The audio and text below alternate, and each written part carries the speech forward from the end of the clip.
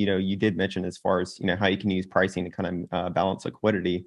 So could you Yeah. maybe, could we go a little bit deeper on that and you could share an example? I think there is a quote, there is a talk that I have given in the past. It's called Surge Pricing 0 to 1.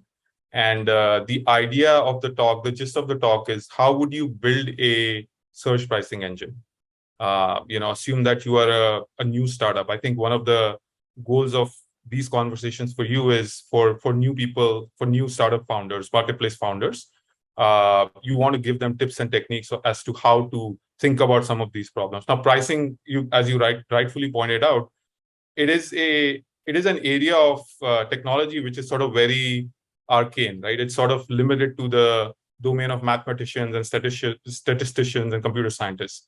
So I try to demystify that from a business perspective, what that really means. So let me just give you a 40,000 foot view of that means.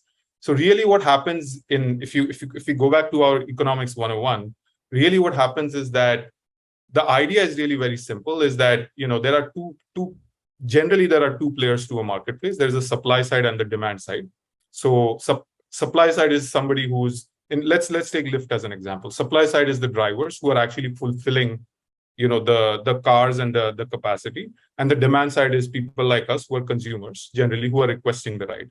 Now, as I was referring to a minute ago, generally, sometimes what happens is that the marketplace is operating at a steady state, right? Which is what you use, the word you used is liquidity. So there is good liquidity in the marketplace, meaning one way of sort of going down one level.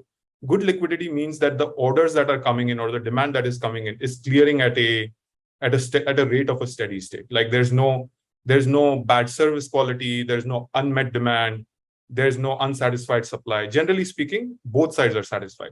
I think things start to go wrong when one of them goes out of whack. For example, you had a baseball game or you had a rock concert, and then now suddenly everybody is kind of exiting out of the venue and everybody wants a ride.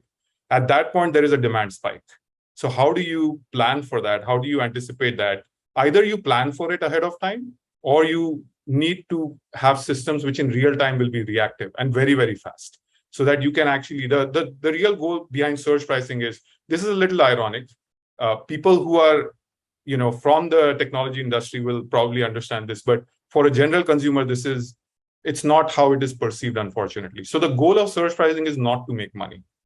It's not to make money. It's not to exploit, people there is a high demand and you're trying to exploit and make more revenue because there is a high demand. That's not the goal. The goal is to actually restore the balance of supply and demand. And generally, and the way it works is, so this situation where there's a spike in demand and there aren't enough drivers in the Lyft scenario, same thing in the Shipt scenario, for example. But in that scenario, what you do is you also simultaneously raise prices. And the idea is that people who feel like they don't need that service urgently will either choose to wait or they will just drop out of the marketplace completely, right? Like I think we can identify with what we're saying, right? Which is, I can wait for the prices are very high right now for Lyft. I'm okay to wait for like 15, 20 minutes, for example. I'll try again after 15 or 20 minutes. Or, you know what, I'm just going to take the bus. I don't even care about like the prices are abnormally high. Generally, that's what happens. The goal of surge pricing is to really just focus on the urgent demand. And by the way these marketplaces work, or generally any marketplaces, they are sort of the connectors, right? So this marketplace is then Lyft as a marketplace is then going to offload that money that is coming in, the incoming revenue. It's going to try and offload that to the supply side, to the drivers. And so their payouts also go up. And so the idea is that one side, you're increasing the cost so that the non-urgent demand drops off. On the other hand, you're actually increasing the payouts so that the supply, more drivers are motivated to actually come to the marketplace. And then basically you kind of level out at a certain price point. You level that out, and then you bring liquidity and try and bring the marketplace back to steady state. So again, as I said, really, really interesting problems. One of the things we used to say at Lyft, and it's true, which is a little ironic, is the goal of surge is to get out of surge. It's not to keep surging.